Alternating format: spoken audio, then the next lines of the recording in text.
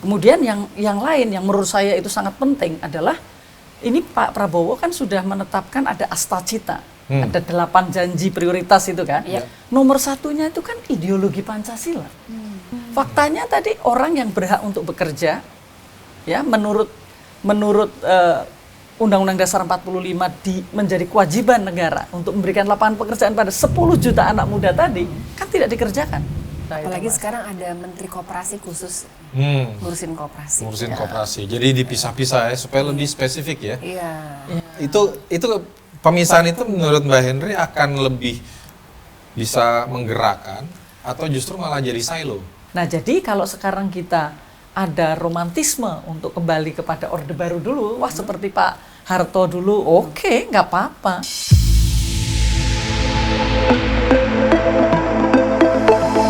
Hai, ketemu lagi dengan kami di Tactics, Talking Policy and Politics dengan saya Didi dan Iyo. siapa ya? Kayak kenal. Oh iya, lupa ya? Lupa ya?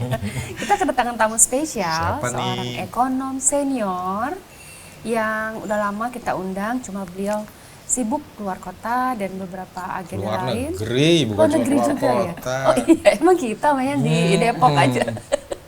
Mbak Hendry satu hari ini. Matur nuwun, Mbak. Selamat datang. Iya. Masih capek Mbak? Oh. Udah nggak jet lag kan? Udah nggak boleh jet lag. Nggak boleh jet lag ya? Om Iyo dari Magelang aja jet lag. Oh iya kemarin Ya ya. kan, naik Hercules soalnya. Soalnya kan kita latihan di sana. Mbak, gimana nih? Pulang sudah disambut dengan kabinet baru. Kalau dari sisi ekonomi itu masih banyak wajah lama.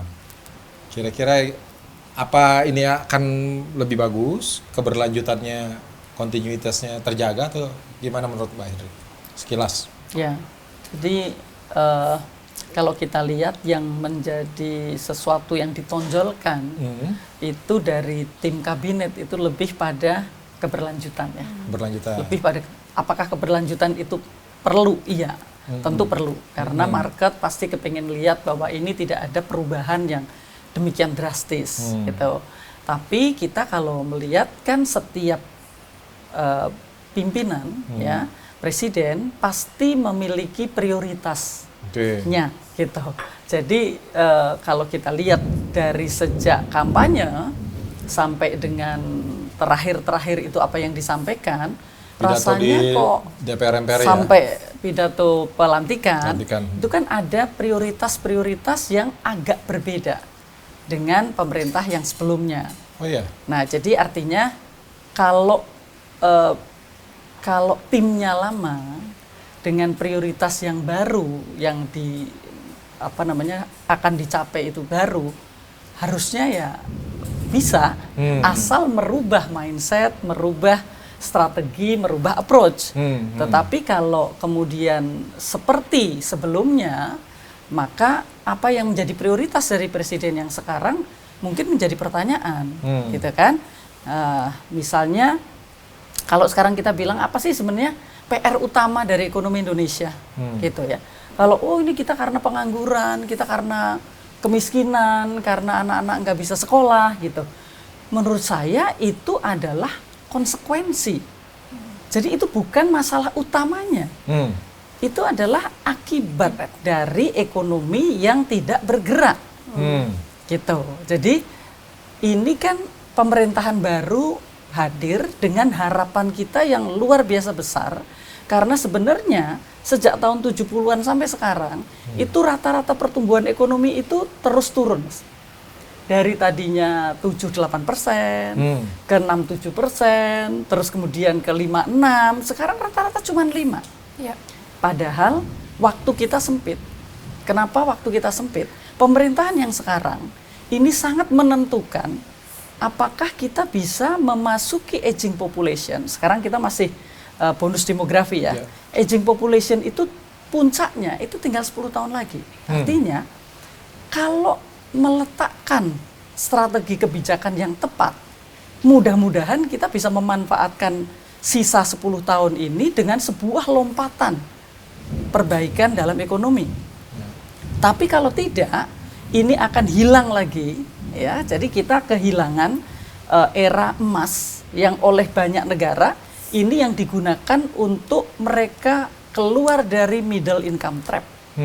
Kita. Nah, jadi kalau 5 tahun tambah 5 tahun lagi ini tidak dimanfaatkan dengan benar, dengan strategi pendekatan yang tepat, maka yang ada kita akan memiliki beban pada saat Indonesia Emas 2045. Gitu. Jadi sebagai contoh misalnya, kalau ini berlanjut, sekarang anak muda yang tidak kerja, tidak sekolah, tidak dalam training, itu 10 juta loh. Banyak sekali ya. Nah, jadi kalau ini mereka tidak segera ada solusi bagi mereka, maka kita tidak hanya stabilitas ekonomi yang kita khawatirkan, kan pasti stabilitas sosial dan politik kan gitu. Nah, jadi ini yang menjadi mustinya pemerintahan Pak Prabowo ini yang selalu kita ingatkan bahwa ini waktu krusial. Ini kita di persimpangan jalan, mau melanjutkan dengan cara kemarin atau kita mengambil strategi yang baru untuk memanfaatkan waktu yang tidak lama lagi. Gitu, Mas. Ini menarik Mbak Henry bilang tadi ekonomi tidak bergerak, tapi sebelum sampai ke sana, tadi saya mau mungkin bisa dijelaskan lagi ke pemirsa, ada prioritas yang berbeda, padahal ini keberlanjutan. Apa tuh Mbak prioritas yang berbedanya? Jadi ada misalnya ya, untuk waktu itu yang disebut dengan infrastruktur, itu kan bukan infrastruktur sebagaimana yang dilakukan oleh Pak Jokowi, tapi memanfaatkan infrastruktur yang sudah ada atau infrastruktur untuk mendukung pertanian yang menjadi prioritasnya, gitu kan? Nah, jadi apakah ini akan diterjemahkan atau tidak? Kemudian yang lain yang menurut saya itu sangat penting adalah ini Pak Prabowo kan sudah menetapkan ada Astacita, ada 8 janji prioritas itu kan. Nomor satunya itu kan ideologi Pancasila. Ideologi Pancasila itu tidak hanya untuk politik ya, tidak hanya untuk hukum, tetapi ini dalam ekonomi juga ada. Ekonomi dengan ideologi Pancasila. Kalau itu dijadikan nomor satu, artinya semestinya langkah kebijakan ekonominya itu pendekatannya pendekatan ekonomi Pancasila. Seperti apa tuh misalnya? Kebersamaan, kekeluargaan, gitu kan? Jadi artinya ekonomi kerakyatan atau ekonomi atau adanya demokrasi ekonomi. Ya mungkin sekarang demokrasi politik sudah ya. Tapi demokrasi ekonomi itu belum. Faktanya tadi orang yang berhak untuk bekerja, ya menurut Undang-Undang Dasar 45 menjadi kewajiban negara untuk memberikan lapangan pekerjaan pada 10 juta anak muda tadi, kan tidak dikerjakan. Nah, jadi artinya mestinya prioritasnya adalah prioritas-prioritas yang di situ. Ya, jadi saya membacanya kalau itu menjadikan nomor satu, maka itu akan menjadi dasar. Jadi yang harus dilakukan apapun yang penting 10 juta anak Indonesia itu harus segera bekerja, kan itu. Gitu. Jadi tidak bisa lapangan pekerjaan itu kita buat sebagai pasar terbuka, pasar liberal yang mereka masuk di situ, kemudian mereka ya bersaing. Kalau tidak bisa bersaing, ya wajar kalau dia nganggur. Kalau saya tidak begitu, karena konstitusi tidak mengatur seperti itu. Karena kan kewajiban negara untuk memberikan lapangan pekerjaan yang layak dan penghidupan yang layak kan. Jadi artinya harus dicari. Anak muda itu mosok tidak bisa produktif. Kalau saya yakin siapapun bisa produktif, Mas. Asal apa? Dikasih kesempatan. Yang ngasih kesempatan siapa? Pemerintah. Karena pemerintah itu memiliki modal yang terbatas dan tidak terbatas. Yang terbatas mungkin yang sekarang ini sering dikatakan, wah BPN kita ini kan terbatas. Kita punya anggaran yang sangat sempit, tidak bisa ada ruang fiskal yang cukup gitu. Iya, itu betul. Tetapi kita punya ruang yang lain, yakni ruang kebijakan. Yang itu unlimited. Karena punyanya pemerintah. Misalnya anak-anak muda itu disuruh mengerjakan sesuatu yang off takernya adalah pemerintah untuk program pemerintah, kan bisa. Karena mereka itu walaupun pendidikannya misalnya SMP ke bawah misalnya gitu, atau SMP lah. Tapi kan mereka nanam pohon juga bisa, nanam cabai bisa. Yang diperlukan adalah siapa yang mau beli cabai, harganya siapa yang akan ngontrol, nilai tambah dari cabai itu siapa yang akan ngurusin. Nah, itu sesimpel itu sebenarnya. Nah, jadi ini yang kalau menurut saya ekonomi Pancasila itu harus diterjemahkan dengan detail dan itu harus ada guideline dari Presiden Prabowo. karena saya maunya adalah ekonomi Pancasila, maka yang harus dilakukan untuk menciptakan lapangan kerja adalah ini. Karena itu mereka punya hak untuk bisa bekerja. Nah, gitu. Itu salah Jadi satu saja. Salah satu yang bisa mencapai growth 8% seperti yang dijanjikan oleh pemerintahan Presiden Prabowo. Ya, Ya, karena tapi kan sekarang ini posisi growth kita kan justru di third quarters kan kurang malah dari turun. 5% kan, Ya. di bawah 5%. Karena deflasi, penurunan daya beli masyarakat, dan hal-hal yang semestinya tidak terjadi gitu di pasca pemilu 2023 yang lalu. Menurut Mbak Hendri, kira-kira selain faktor kita harus kembali ke ekonomi Pancasila, apalagi yang bisa membuat growth kita naik menjadi 8%? Ya, jadi apa yang mesti kita lakukan? Karena sekarang kalau tumbuh 5% saja, itu misalnya tadi yang Mbak Di bilang, kuartal 3 ini masih berlanjut pertumbuhan sektor manufaktur, ya, itu masih di bawah pertumbuhan ekonomi. Oh. Mereka share-nya terbesar di dalam kue PDB ini, kue ekonomi kita. Tetapi pertumbuhannya di bawah pertumbuhan ekonomi. Berarti ada sektor-sektor lain yang tidak create lapangan kerja besar yang tumbuh lebih tinggi. Gitu kan. Jadi artinya kalau saya kunci untuk menjadi 8% itu adalah revitalisasi industri. Industri apa? Semua industri harus digerakkan. Semua orang harus bergerak. Nah, ini kan harus ada pilihan yang harus dilakukan, karena kalau kita hanya pilihan untuk menggerakkan semua orang tadi loh Mas. Jadi misalnya nih kalau kita hitung industri apa dong? Kita kalau bicara industri sepatu mungkin kita tidak kompetitif gitu, karena kita sudah harus bersaing dengan Vietnam, yang Vietnam marketnya bisa langsung ke Amerika Serikat, atau bersaing dengan Bangladesh, atau bersaing dengan India dan sebagainya, gitu kan. Tekstil juga demikian, karena kita lalai tidak mengelola kebijakan-kebijakan baik perdagangan industri di sektor tekstil, sehingga sekarang ini tekstil terpuruk. Tapi sebenarnya indikasi bahwa sektor industri ini terpuruk itu kan sudah lama, ya. Jadi dulu kita pernah menikmati sektor manufaktur itu share-nya terhadap PDB itu 32%. Dan itulah yang harus kita pertahankan pada saat kita era emas menuju negara maju. Sayangnya dari 2002 terus turun sampai tahun ini, itu kita share dari manufaktur itu turun sampai dengan hanya 18%. Oh, jauh sekali ya, Nah, separohnya jadi, ya. Bagaimana kita mau memberikan lapangan kerja pada anak-anak muda? Share paling tinggi di mana sekarang? Manufaktur kan masih. Bukan dari sisi PDB. PDB masih terbesar masih manufaktur. Masih tetap manufaktur. Masih manufaktur. Tapi walaupun, turun. Nah, walaupun masih turun. Jadi kan ini kan drivernya saja tidak bisa bergerak. Kalau dari sisi pertambangan? Jadi pertambangan kan baru akhir-akhir ini. Karena ada kebijakan yang komprehensif yang dilakukan oleh Pak Jokowi kepada sektor Ada hilirisasi itu ya. tambang. Nah, jadi waktu itu saya sampaikan, kita tidak perlu terlalu bangga Pak dengan hilirisasi tambang. Jadi bahwa itu adalah positif untuk mendorong adanya pertumbuhan ekonomi yang lebih baik. Itu, tapi kan kita tahu bahwa itu pada teknologi, kecil, ya? Padat teknologi dan padat modal. Kapital. Nah, sehingga tidak bisa menciptakan lapangan kerja banyak. Jadi harusnya ada hilirisasi di sektor-sektor lain, Mas. Hilirisasi kan sebenarnya mengembangkan industri manufaktur kan. Tapi tidak hanya hilirisasi yang satu step saja downstream industrinya. Harusnya disiapkan itu industrinya.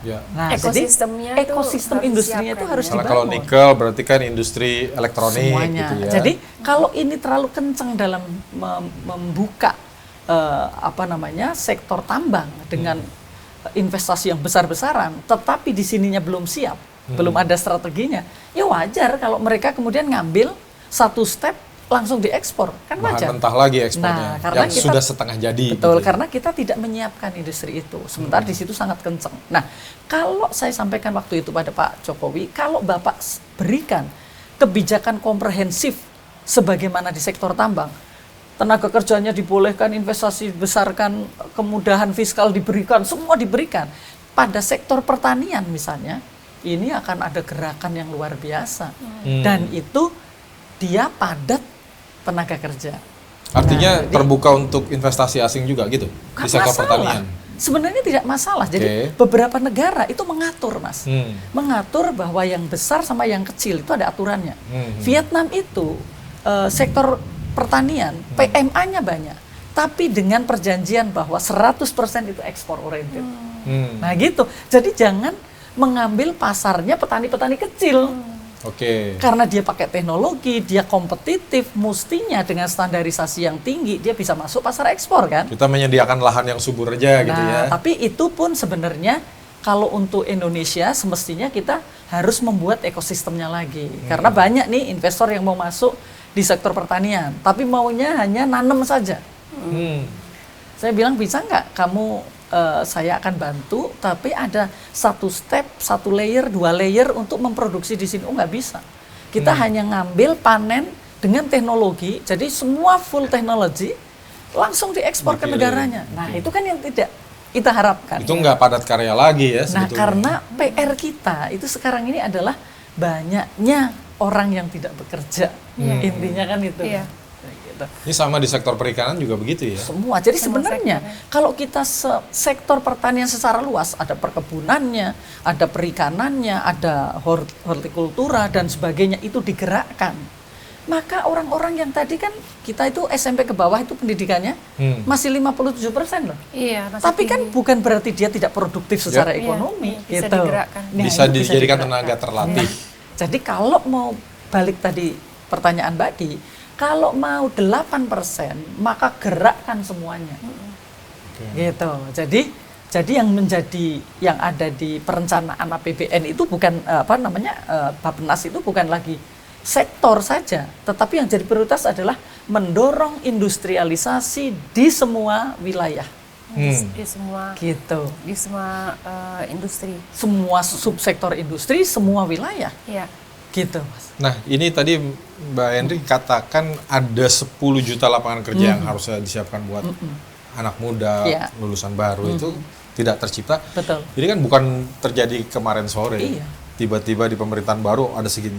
Ini kan berarti ada persoalan sebelumnya tidak disiapkan. Berarti apakah ada kesalahan kebijakan di dua periode sebelumnya, presiden sebelumnya atau gimana? Ya, karena yang pertama ya sebenarnya kalau kita mestinya harus jujur melakukan koreksi. Pada saat pemerintahan Pak Jokowi 10 tahun itu tidak strict berpegang pada rencana jangka panjangnya atau jangka menengahnya, tapi terlalu banyak quick win-nya, yang tidak mengarah ke situ. Kayaknya ini deh, oh besok ganti lagi ini, gimana dong? Misalnya apa tuh, Mbak? Nah, misalnya kita banyak sekali. Kita kalau infrastruktur itu infrastrukturnya kan waktu itu 5 tahun udah infrastruktur besarnya.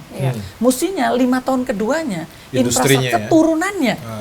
Gitu untuk memanfaatkan infrastruktur yang besarnya tadi untuk bisa dimanfaatkan oleh industri-industri pertanian ini untuk mengangkut. Nah, ini kan tidak seperti itu. Jadi masih tetap infrastrukturnya itu infrastruktur giant semua kan, yang gede-gede semua gitu.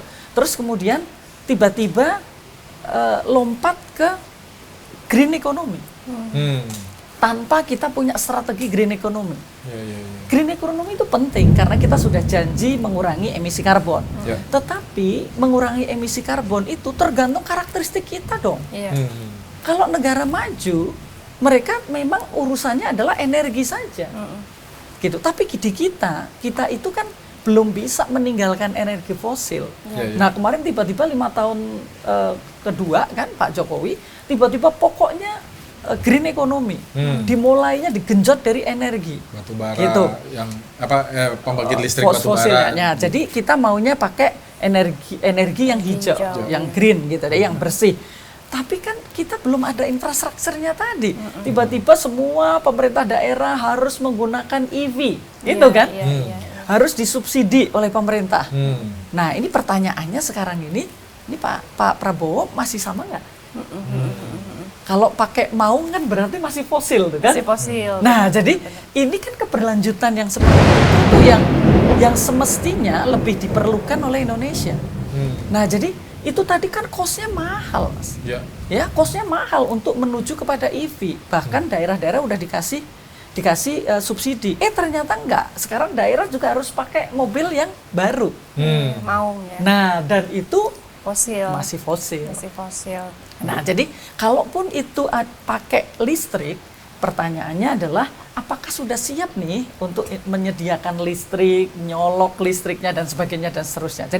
Jadi mestinya kan komprehensif ya, ekosistemnya juga dibangun. Nah, yang lain-lainnya juga tentu saja cukup banyak ya, yang tadi itu tidak konsisten. Dulu kita katanya tiba-tiba juga pariwisata. Tapi pariwisata yang seperti apa? Tidak ada alasan membuat 10 Bali baru. Karena faktanya di Thailand itu 80% pariwisata yang mereka sumbangannya sangat besar adanya ada di Bangkok. Dan memang tidak mudah untuk membangun destinasi yang seperti Bali gitu. Nah, jadi ini kan banyak sekali yang kayaknya kok pindah ke sana, pindah ke sini gitu ya. Kurang fokus. Jadi quick win-nya itu tidak mengarah ke yang besar. Jadi saya rasa yang perlu dilakukan oleh Pak Prabowo untuk melakukan koreksi yang lalu adalah kita harus fokus kepada apa yang menjadi prioritas Indonesia. Perlunya Indonesia itu apa? Itu yang harus dilakukan. Kemana gitu ya? Oke. Nah, ini menarik deh. Di tengah pemerintahan baru, tiba-tiba kita dikagetkan dengan tumbangnya salah satu industri yang terdepan di sektor-sektor. Tax dipilotkan karena ada kewajiban sekitar 14 triliun yang tidak bisa dipenuhi, tertagih sekarang ini. Sebenarnya masih dalam proses, tapi ada satu yang sudah mempilotkan. Nah, apakah ini sebetulnya puncak dari gunung es yang kemarin ini orang bilang terjadi deindustrialisasi, bukan hanya di sektor tekstil. Gitu. Apa betul tuh deindustrialisasi terjadi? Memang tadi di depan saya sebutkan, deindustrialisasi itu kan adalah penurunan share dari manufaktur yang terlalu dini. Seperti tadi, mestinya kita masih 30% terhadap PDB, tiba-tiba hanya 18%. Nah, salah satunya adalah tekstil. Sektor yang semestinya, ini kalau kita dulu ingat teorinya Jepang, flying geese gitu kan, mestinya dari satu negara pindah lagi ke negara lain, ke negara yang lebih tidak maju, tidak maju.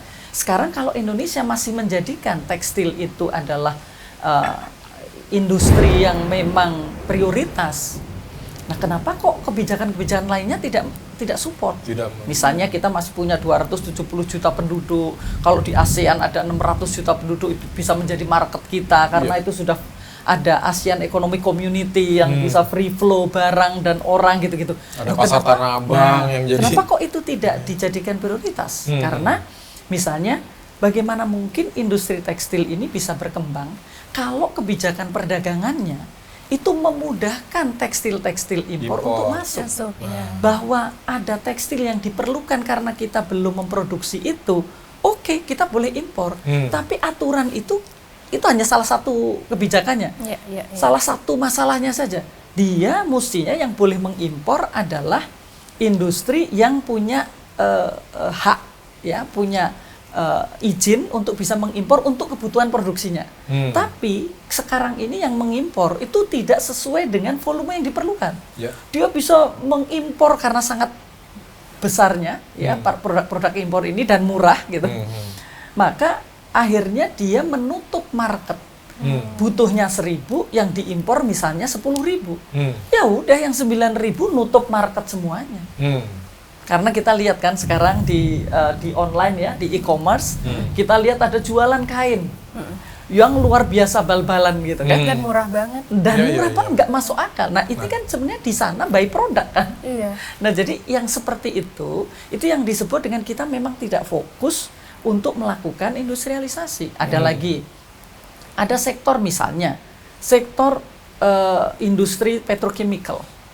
Didorong karena itu memang salah satu ibu industri ya, selain baja gitu kan. Jadi begitu hari itu Presiden meresmikan investasi petrochemical yang besar, bulan berikutnya kemudian menandatangani FTA, Free Trade Agreement, melupakan aturan tentang kuota, melupakan aturan tentang tarif gitu. Nah, jadi siapa yang mau investasi untuk membangun industri? Kalau kebijakan perdagangannya itu tidak support terhadap industrialisasi kan? Belum lagi nanti kebijakan fiskalnya, pajaknya tidak ngelihat lah ya udah. Jadi pertanyaannya balik lagi, ekonomi Indonesia ini membutuhkan ya industri di berbagai sektor. Pak Prabowo hanya tinggal menjawab itu saja. Gitu ya. Karena kalau itu lapangan pekerjaan akan tercipta, multiplier efeknya akan ada, kemudian pendapatan masyarakat akan meningkat. Nah, ini ekonomi akan menggelinding gitu. Sementara pengambil kebijakannya ya, para menterinya masih banyak yang dari periode lalu. Orangnya masih sama nih. Iya. Kita confident nggak dengan tadi kan dibilang harus ada lonjakan, tapi Menteri Perdagangannya ganti ya, ganti. Menteri Perindustriannya masih sama, Menteri Ekonominya masih sama, Keuangan sama. Ini kira-kira bisa nggak paradigmanya mengejar lompatan itu tadi? Ya, ini memang ujian bagi Pak Prabowo, leadership Pak Prabowo, karena Pak Prabowo kan sudah punya dream, ya, dan kemudian direction, guideline, terus dibuat pada langkah-langkah kebijakan detail itu harus menjadi prioritas Pak Prabowo, sehingga siapapun yang akan ada di situ harus mengikuti itu tadi. Karena kan itu prioritas mesti ada pertimbangan-pertimbangan presiden untuk menempatkan orang-orang lama ya. Kita tidak bisa berbicara di situ. Tapi kalaupun itu sudah ada di situ, ini tugas Pak Prabowo untuk memberikan direction, memberikan guideline. Ekonomi yang menurut saya adalah yang seperti ini. Nah, itu kan baru bisa berjalan, Mas. Nah, jadi harus ada keyakinan dari Pak Prabowo bahwa ekonomi Indonesia itu 70% itu ekonomi domestik. Kita itu termasuk ekonomi yang tradisional, walaupun kita terbuka.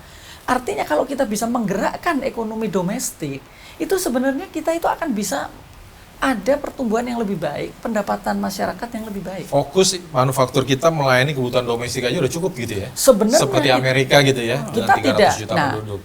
Kita sebenarnya market itu kita bisa domestik dan ASEAN dan ekspor juga. Ekspor. Tidak hanya ASEAN, tetapi Afrika, kita global. Misalnya Nih Mas, kita bicara untuk industri minyak esensial. Permintaan global asiri itu kan luar biasa permintaannya. Kita nggak bisa memenuhi itu. Karena industrinya tidak terbangun. Domestik memerlukan, itu ekspor juga memerlukan. Tapi tidak dianggap bahwa itu adalah sektor yang penting kan. Padahal mereka pendidikannya SD pun bisa kalau cuma nanam. Ya kan gitu. Marketnya ada. Belum lagi kalau kita bicara industri manufaktur yang terbesar itu adalah industri makanan minuman share-nya. Ya. Salah satu yang sangat diperlukan adalah misalnya nih tepung tapioka, tepung kelapa. Keripik-keripik gitu itu ya. Bisa bikin itu untuk diserap di industri. Gitu kan. Nah, jadi kalau misalnya menggerakkan sektor-sektor itu yang tadinya kita impor, misalnya mungkin tepung tapioka tuh mungkin lebih dari 10 triliun.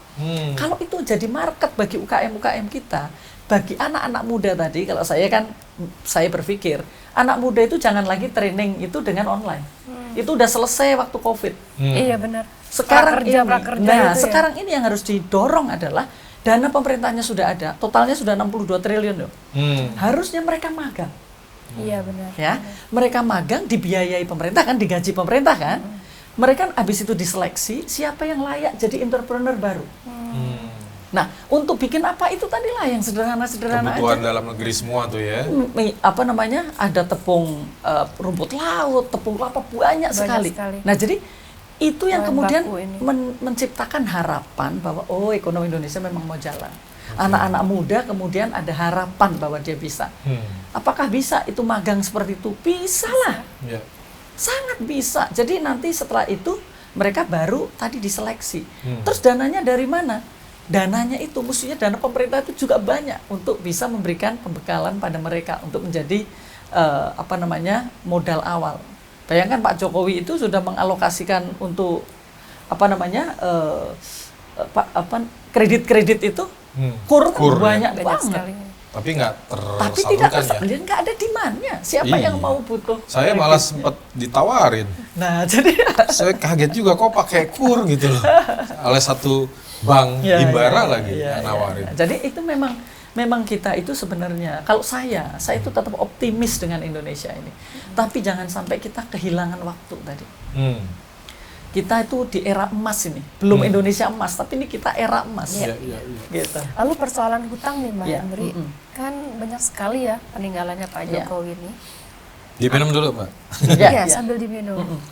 Akankah pemerintahnya Pak Prabowo ini sanggup untuk membayar hutang setiap tahun gitu ya, mencicil, lalu sambil menggerakkan perekonomian? Ini kan berat sekali ya Mbak Henry. Jadi triknya bagaimana ya supaya itu bisa jalan? Memang kalau kita bicara tentang pembiayaan APBN ya, itu kita menyelesaikannya itu harus dari penerimaan dan dari belanja kan. Kalau tahu beban kita besar, artinya belanjanya harus diprioritaskan, gitu kan. Yang nggak prioritas ya jangan dulu, karena memang kita akan bayar utang gede banget dalam 3 tahun terakhir ini, ke depan ini. Nah, terus kemudian dari penerimaan. Dari penerimaan kita juga harus cari nih penerimaan mana yang tidak akan mengganggu ekonomi. Tapi kalau Pak Prabowo tiba-tiba menaikkan PPN 12%, waduh berat itu. Nah, ini kan kita masyarakat yang tadinya kita dorong untuk bisa belanja, kelas menengah, tiba-tiba diantem dengan 12%, ini kan menjadi berat. Nah, tentu kita belum bisa melakukan evaluasi ya, karena pemerintah Pak Prabowo ini kan baru berjalan, belum tahu bagaimana cara menyiasati, tapi jangan sampai itu hanya relokasi anggaran. Ya, prioritasnya sekarang A, kalau gitu anggaran yang B kita pindahkan ke A. Nah kalau itu yang B saja dengan anggaran segitu kemarin belum selesai. Nah jadi ini yang harus ada kreativitas dan ada kemauan untuk tidak menambah beban sebenarnya. Nah, saya masih bingung cara memenuhi 8% pertumbuhan itu kan rumusnya 5% pertumbuhan itu kan sebetulnya katanya tidur aja Indonesia karena 2,5% itu didapat dari konsumsi masyarakat ditambah konsumsi belanja pemerintah dapat 2,5% lagi. Jadi kalau misalnya mau lebih dari 5% harus ada investasi masuk.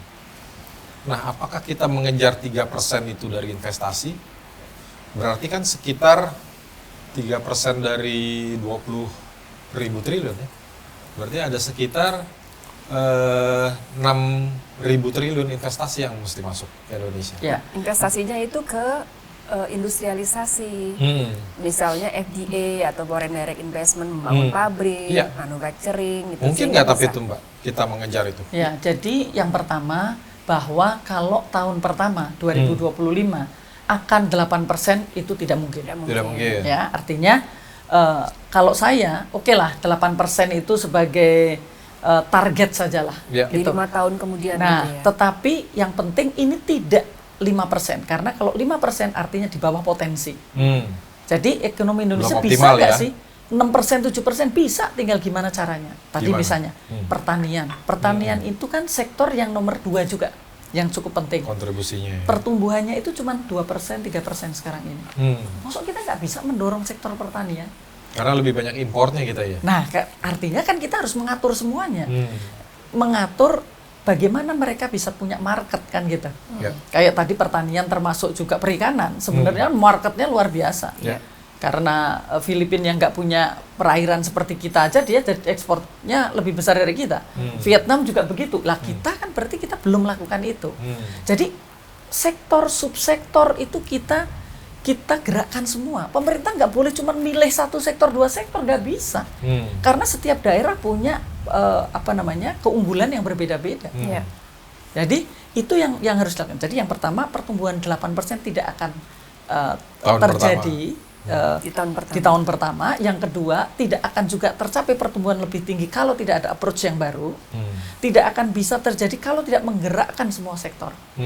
Nah, jadi ini memang sebuah kebijakan yang tidak mudah, tapi harus dilakukan karena tanggung jawab pemimpin itu adalah mensejahterakan rakyat kan, apapun kan cuma itu. Tidak bisa orang miskin itu harus antri dulu gitu. Nggak apa-apa dulu 9%, sekarang 8,99 kok udah turun. itu nggak bisa, orang miskin itu harus menunggu seperti itu. Makanya mungkin sambil menunggu dikasih bansos. nah jadi ya kan, stay happy. Jadi sekarang ini kan yang paradigma baru yang harus ditawarkan, orang miskin juga harus bekerja. Jadi kalau makan bergizi gratis itu adalah untuk orang miskin, boleh dong yang bikin makan bergizi tadi juga orang-orang yang terkategori miskin. Mereka ikut memasak, ikut berkontribusi untuk mereka sendiri. Boleh dong petani-petani yang miskin itu, dia bisa menjual produknya mau berapapun. Tinggal dibuatkan aplikasi kok, Mas. Aplikasi levelnya kabupaten atau kecamatan, besok kita mau masak ikan.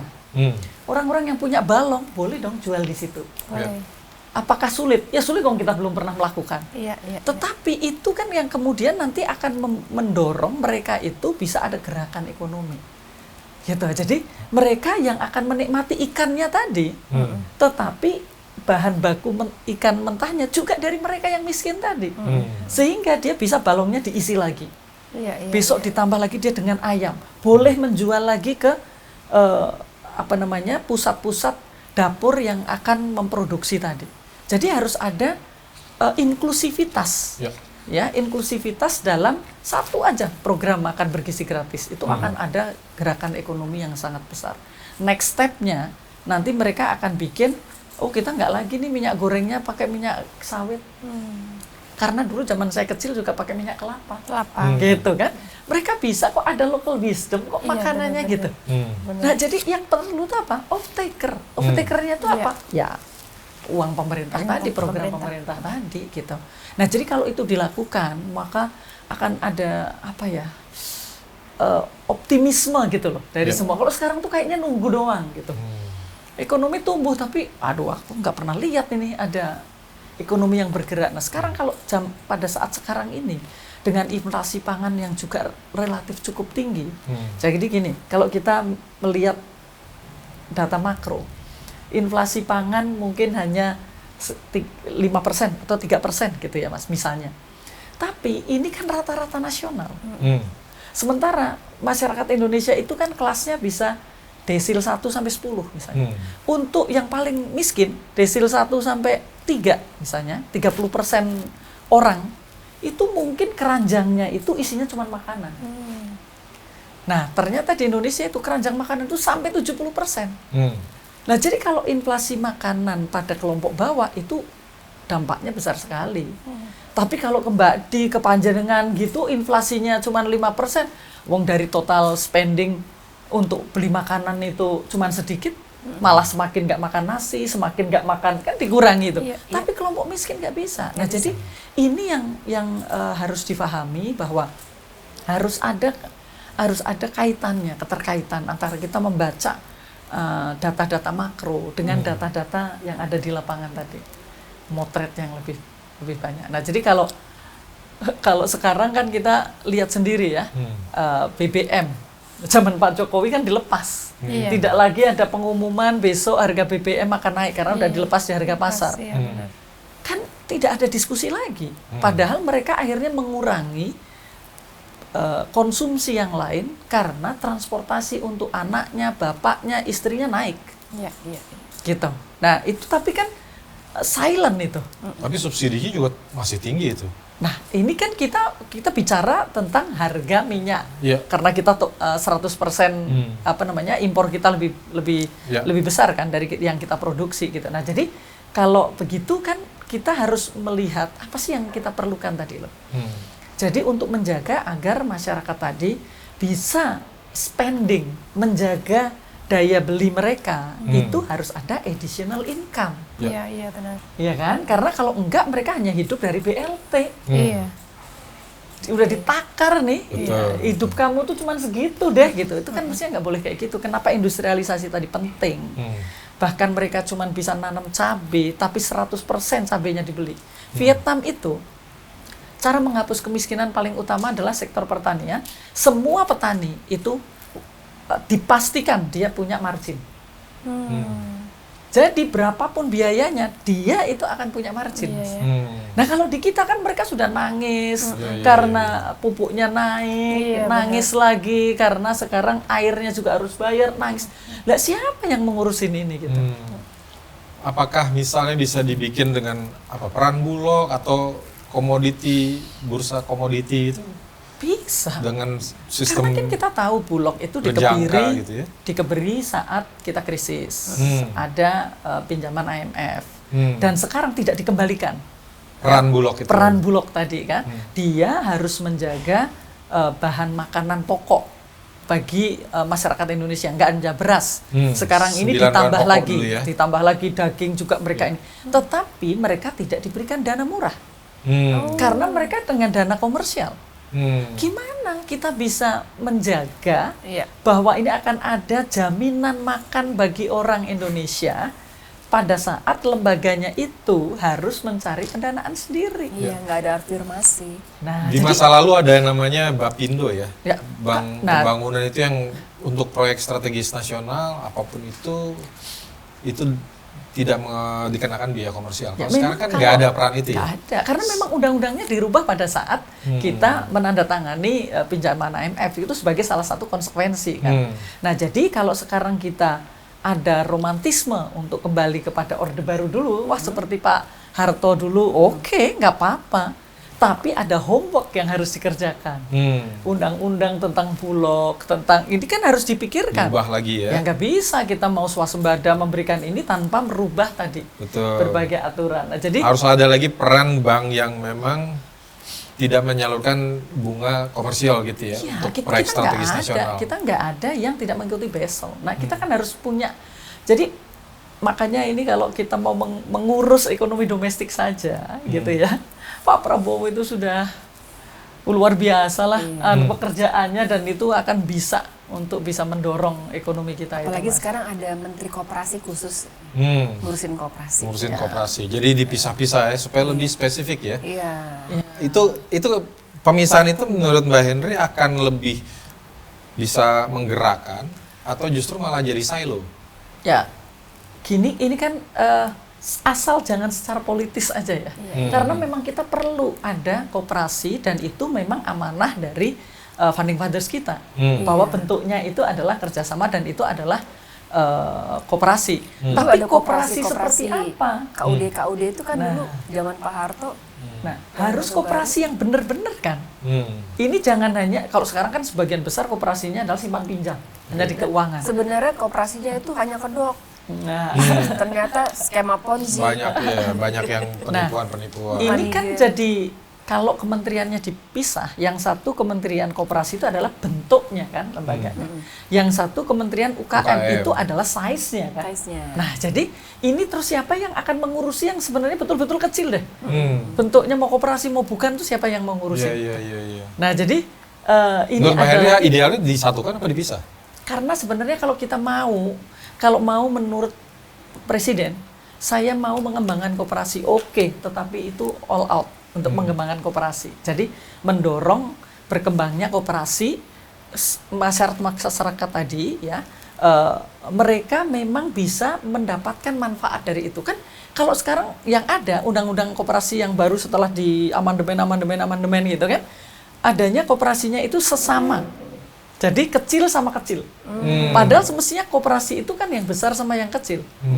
Kan mimpinya dari founding fathers itu kan kalau koperasi di sektor migas itu artinya mulai dari yang ngebor sampai dengan yang jualan minyak di hilir kan. Itu kan boleh dibuat koperasi.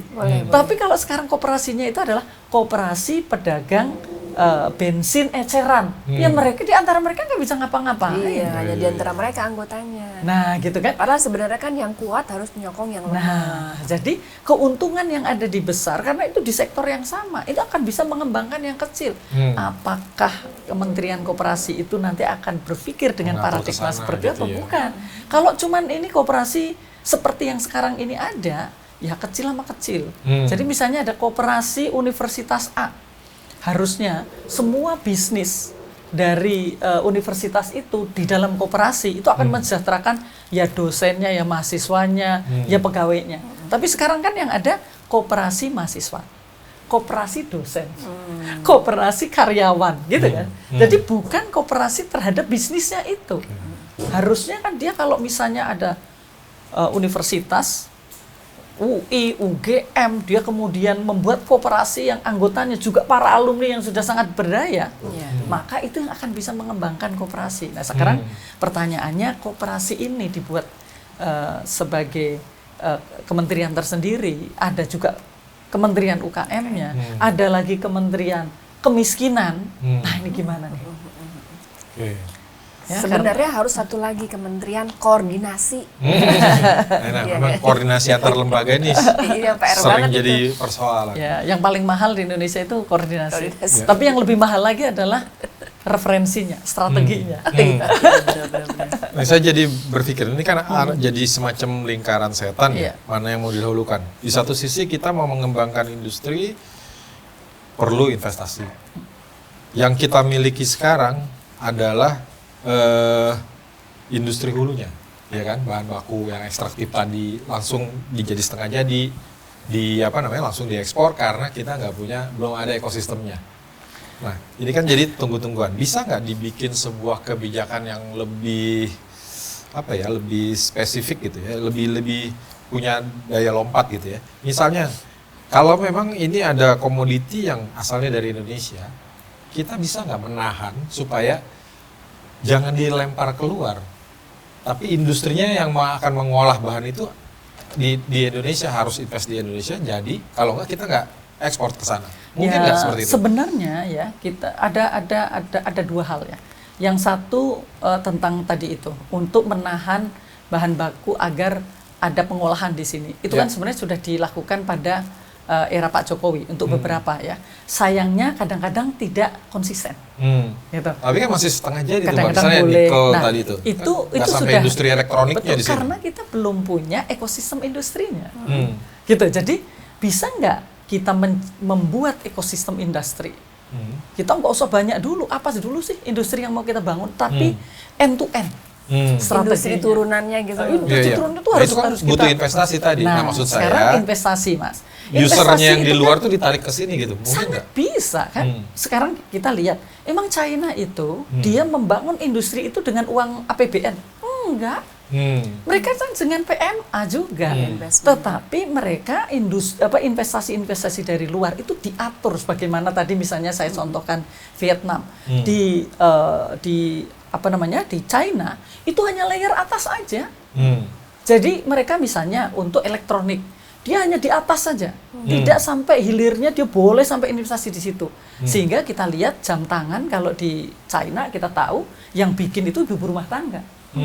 Karena ini komponennya itu dijual di market. Karena tadi kan ini boleh, ini untuk brand tertentu, tapi kan ini terus kemudian bisa dijual di market karena dia tidak sampai pada hilirnya. Nah gitu. Nah strategi-strategi seperti itu kan juga harus kita lakukan. Nah sekarang kalau kita bilang bahwa investasi itu yang menengah juga kita undang, banyak Mas yang mau investasi di kita itu untuk membangun industri manufakturnya. Ya, saya waktu Kane dengan teman-teman di Kane itu kita ada proyek untuk industri CPO untuk bikin virgin palm oil, VGO. Itu kalau kita membuat itu tadi, investor dari Malaysia itu banyak di perbatasan itu, Mas. Terus kemudian ada contohnya, mereka pada 5 tahun pertama, 70% itu pemilik investor, 30% milik petani. Jadi yang memiliki pabrik ini petani semua. Nanti itu ada divestasi. Di balik petaninya itu yang punya 70%, 30%-nya adalah investor. Bisa kok model kayak begitu? Terus produknya yang membeli investor tadi karena dia tahu market global. Nah, jadi model-model yang kayak begini nih yang harus butuh kreativitas sih dari pemangku kebijakan. Sebenarnya nih boleh nyebut merek ya. Saya ambil contoh nih CPO nih. Saya penggemar Nutella. Nutella nih katanya mungkin Nutella akan jadi sponsor di sini. Konsumen terbesar palm oil. minyak sawit. Gitu.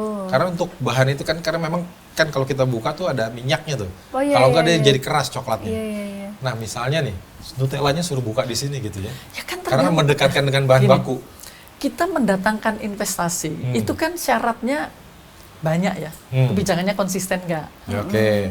Cepet atau Ease enggak? of doing business-nya. Nah, Iya. marketnya kemudian ada nggak di ini? Nah, ini kalau nggak konsisten, ini nggak ada dukungan yang seperti itu, mereka juga akan masuk seperti tadi saya bilang. Mereka udah invest di petrochemical.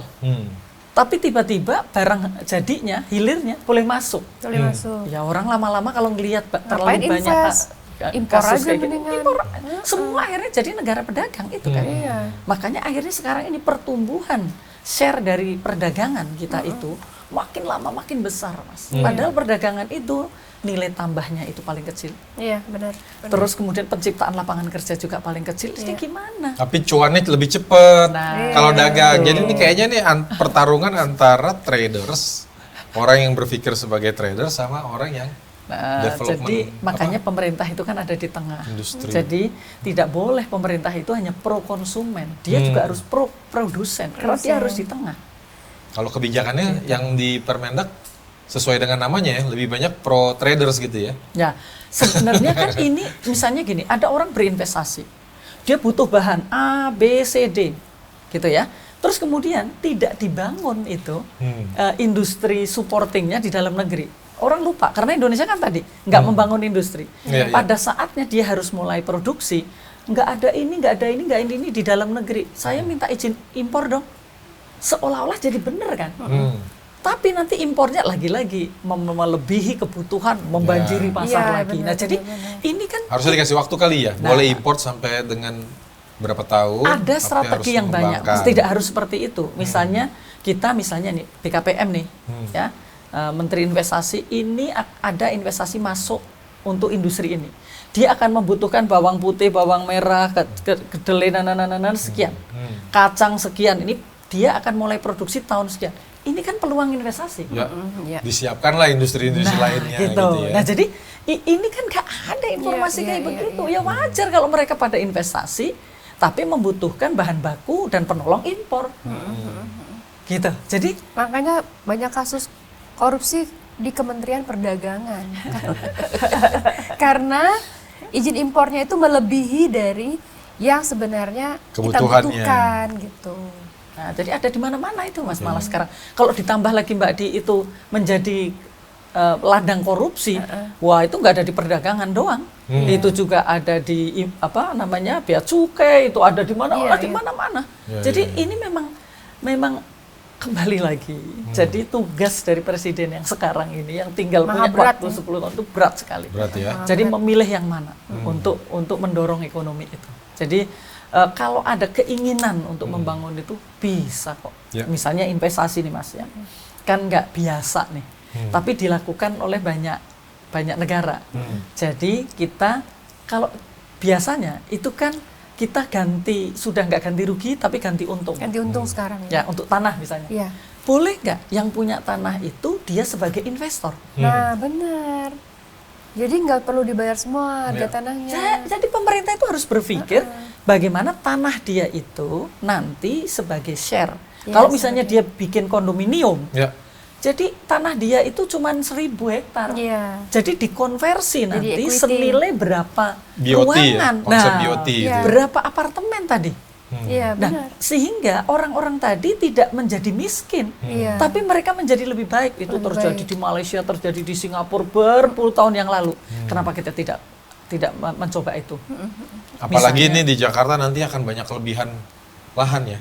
Karena kan beberapa kantor kementerian akan pindah Kalau- ke IKN. Kalau karena itu harus yang membeli swasta kan. Iya, iya, Sementara iya. sekarang kita udah era digital. Iya, iya, Ngapain beli gedung gede-gede? Iya, benar-benar. Gitu Jual lah. Jadi- office aja. Nah, ini Nah, kan buat lebih low hunian kan cost. di tengah kota masih kurang. Wah, kita kan deadlocknya di properti hunian masih jauh. ya sekarang kita bicara tentang backlog. Memahami itu saja, itu kan kita harus benar. Di Singapura orang itu hanya boleh dapat subsidi rumah 1 kali selama hidup. Kalau dia mau menjual rumah subsidinya, dia harus bisa menunjukkan dia sudah punya rumah lain untuk ditinggali. Tapi di Indonesia ini kan enggak. siapa aja boleh beli kan. Ya. Orang boleh dapat subsidi berkali-kali, petlognya nggak akan selesai-selesai. Akhirnya jadi investor doang itu. Jadi kan kayaknya Nggak kita masih dihuni perlu juga. harus membangun sekian. Padahal sekarang tanya aja anak-anak muda. Mereka nggak mau kok uangnya dihabiskan untuk nyicil rumah. Nggak mau. Lah itu kan. Jadi ini ada bisnis model yang beda lagi juga yang pemerintah ini harus menyiasati kondisi yang sekarang ini. Jadi apa yang harus dilakukan? Tidak hanya sekedar subsidi membeli rumah, ya nggak diambil-ambil orang itu tadi kan. Mereka tidak membutuhkan rumah yang begitu. Nah jadi betul-betul harus ada, kalau saya dengan teman-teman di core itu harus ada new approach dan strategi. Selama tidak ada pendekatan baru tadi, nggak akan bisa. Dari kalau kita membangun ekonomi itu kan sebenarnya refleksi dari sosial kan, tatanan sosial. Kalau masyarakatnya itu sebagian besarnya itu masih di pertanian, ya ayo kita bangun pertanian karena memang orangnya masih di situ. Ya. Kalau orangnya itu sebagian besarnya itu masih lulusan SMP ke bawah, ayo kita bikin lapangan pekerjaan yang bisa menyerap mereka. Iya. Sebenarnya kan sesimpel itu, Mas. Iya. Jadi ini yang harus menjadi catatan-catatan bahwa kita seolah-olah sibuk membuat sebuah strategi, tapi kok tidak mengakar ya? Iya. Gitu. Strateginya seperti di Menara Gading aja. Tidak Ya itu. turun ke Jadi bumi. kenapa saya bikin namanya Core Indonesia, lembaga saya, Mas? Kenapa tuh? Kembali ke Karena- akar. Karena banyak kebijakan ekonomi itu yang tidak mendasarkan kepada akar masalah. Intinya. Iya. Muter aja, udah tahu masalahnya ini, yang diselesaikan di sini, Iya, betul. Akhirnya makin kompleks. Itu sebagai penyemangat kita Karena Pak sih. Prabowo dalam kampanye semangatnya kan selalu intinya inti, core of the core. Gitu kan. Ah, mudah-mudahan itu tadi yang Dan saya diselesaikan sebenarnya itu seneng intinya. kan dia bilang semua harus patriotik. Ya. Menteri harus patriotik, kebijakannya harus patriotik, tindakan harus patriotik. Ya. Nah ini kira-kira Mbak Henry confident nggak? Ini akan benar-benar diikuti oleh jajaran menterinya? Karena kalau kita lihat kan memang lebih banyak politik akomodatifnya kemarin dalam memilih menteri-menteri. Dengan training di Hambalang, dengan camp training di Magelang, apakah bisa men-switch orang secepat itu? Kalau saya pasti harus optimis dulu ya. Optimis. Satu, karena saya sebagai analis, saya tidak bisa masih optimis ya? tidak bisa melakukan analisa pada saat belum ada data dan fakta, gitu kan? Ya, Sehingga yang bisa kita lakukan adalah memberikan rekomendasi, memberikan masukan, memberikan berbagai hal agar tidak kejadian itu. Nah, mudah-mudahan itu dilakukan ya, karena yang kita sampaikan itu kan tidak hanya teknis saja, tapi semangat. Misalnya, kalau saya ya. Makan bergizi gratis itu jangan dijadikan program pemerintah. Kalau dianggap bahwa gizi anak yang sangat rendah itu adalah masalah bangsa, maka ini harus menjadi strategi nasional. Semua harus ikut. Semua terlibat ya. Jadi pakai pemerintah lewat APBN dan kebijakannya, kemudian swasta ikut, lembaga-lembaga sosial juga harus ikut. Iya. Nah kalau itu dilakukan bersama, itu kan jiwa patriotik tadi itu yang ditumbuhkan, itu diimplementasikan kepada strategi-strategi yang lebih konkret. Kebersamaannya ada, solidaritas nasionalnya ada tuh ya. Gitu kan. Jadi ini kan Gotong royong. CSR dari BUMN dan swasta juga besar. Terus Indonesia itu punya giving index tertinggi di dunia. Jadi kalau diajak seperti Very itu, generous ya orang itu Indonesia. kan akan bisa. Yang harus dilakukan oleh pemerintah adalah bagaimana caranya agar itu akan menjadi gerakan yang luar biasa. Yang menggerakkan Ada- perekonomian menggerakkan juga. perekonomian semua orang. Oke. Tapi kalau kemudian hanya yang besar-besar yang bisa mensuplai, selesailah kita. Oke. Gitu. Nah, jadi pendekatan baru itu yang harus dilakukan. Jadi jangan hanya mengotak-atik APBN. Ini banyak kebijakan yang bisa dilakukan untuk orang lain ikut serta. Jadi kalau ada matriksnya, misalnya nih, kita di Jakarta, kampung ini yang butuh itu anak sekian. Oke deh, saya ambil. Selama 1 tahun makan siang gratisnya itu dari saya. Kalau itu dilakukan di seluruh Indonesia, tugas pemerintah makin lama makin sedikit, Mas. Ya, bisa ngurusin hal yang lain. Dan itu bisa menggerakkan ekonomi yang sekali tadinya beli di warung sebelah untuk dikasihkan ke Itu sekolah bisa lebih ini. dari 6% itu di tahun kedua ya. Betul, jadi itu loh yang semangat pendekatan baru itu ya menurut saya. Nah, ini waktunya kan nggak cukup nih. Tadi kita mengejar Indonesia Emas yang 10 tahun lagi, kalau diterjemahkan dalam pemerintahan 5 tahun, ini kan juga harus mengejar 2 tahun kedua harus sudah kelihatan. Nah, melihat tadi ini, kira-kira orang kabinet dan sebagainya, kan Mbak Henry mau melihat mereka bekerja dulu. Dikasih waktu berapa lama nih? Yang supaya kelihatan, ini bisa dapat nggak grip yang dimauin presiden seperti gini? Kasih waktu berapa lama? Saya tunggu juga direction dari presiden dulu. Iya. Kan udah directionnya. Belum ada. Ini RPJMN belum ada. Oh, gitu ya. Ya, jadi kan itu harus diterjemahkan dalam Baru apa? dari sisi narasi aja Nah, yang jadi ada. ini kan harus diterjemahkan apa yang akan dilakukan. Tadi misalnya menciptakan lapangan kerja. Menciptakan lapangan kerja itu adalah siapapun harus dibuatkan lapangan pekerjaan tadi. Oke. Caranya seperti apa? Nah, kalau itu ternyata seperti yang saya bayangkan, paling tidak kan saya yang akan menilai. Saya akan optimis. Oke. Tapi kalau kemudian mereka harus bersaing di lapangan pekerjaan, di pasar tenaga kerja secara pasar bebas gitu, ya udah, orang sudah diganti dengan mesin, diganti dengan ini, sementara di pertanian tidak dibangun, yang mereka bisa menyerap orang-orang yang tidak punya skill tadi, ya selesai aja. Kita nggak akan bisa menyelesaikan. Nah, jadi pendekatan-pendekatan itu yang sangat kita tunggu. Apa yang akan dilakukan oleh pemerintah ini, mana dokumennya, mana yang akan dikerjakan, itu kan baru kita bisa lihat ya. Ini udah berapa lama ya? Belum 1 bulan ya? Belum 1 bulan. Makanya itu. Kayak kalau udah ada direction dari presiden Ya. di RPJMN, RPJMD sudah ada, berapa lama kasih waktu? Kita kan nggak bisa kayak begitu ya. Iya. Maksudnya bisa atau tidak bisa gitu. Enggak, maksudnya kelihatan. Kalau Oh, Pak nggak Prabowo bisa. kasihnya itu 6 bulan Kalau 6 bulan saya rasa itu baru pada kinerja. kinerjanya. Belum pada hasil. Outcome ya. Apakah dia sebenarnya bisa memanage kebijakan, apakah bisa memimpin lembaga, apakah kemudian yang diamanahkan misalnya untuk satu kementerian tertentu itu bisa dilakukan. Tapi kalau hasil mesti belum, karena kalau kita bicara revitalisasi industri 6 bulan nggak akan bisa, Iya, gitu kan. Nah, benar, jadi Berarti kita kinerja 6 bulan ya, kita bisa lihat nih kita kinerja. bisa lihat arah-arahnya tadi itu. Jadi arahnya akan menuju ke situ atau tidak. Kalau tiba-tiba kok arahnya malah beda, nah setelah kita lihat 6 bulan gitu, kayaknya nggak deh ini.